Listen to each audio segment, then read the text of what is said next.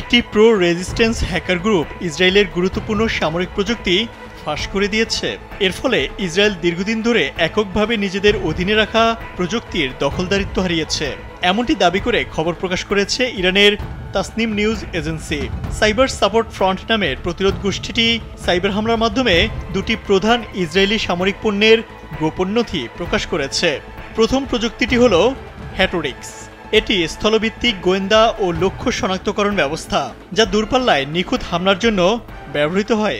দ্বিতীয়টি হল spike LR2, পঞ্চম প্রজন্মের মাল্টি প্ল্যাটফর্ম বিশিষ্ট একটি স্মার্ট গাইডেড ক্ষেপণাস্ত্র ব্যবস্থা, যা আধুনিক যুদ্ধের প্রেক্ষাপটে ডিজাইন করা হয়েছে।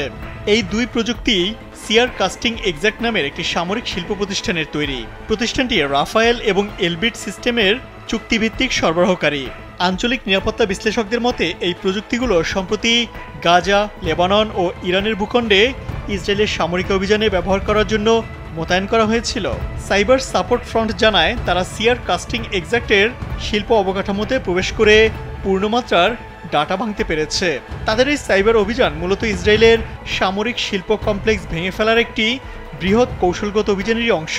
উল্লেখযোগ্যভাবে এই একই সাইবার ইউনিট এর আগে ইসরায়েলি সেনাবাহিনী এবং যুদ্ধ মন্ত্রণালয়ের চুক্তিভিত্তিক সরবরাহকারী বেন সিমন অ্যালুমিনিয়াম ইন্ডাস্ট্রিজেও হামলা চালিয়েছিল।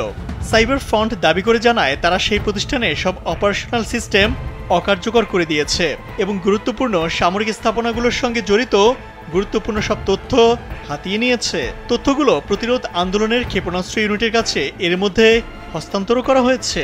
এই হামলার আগে রাফায়েলের সিস্টেমেও সাইবার আক্রমণ চালানো হয়েছিল, যার ফলে চলমান সামরিক প্রযুক্তিতে কার্যকরী বিভ্রাট ঘটে।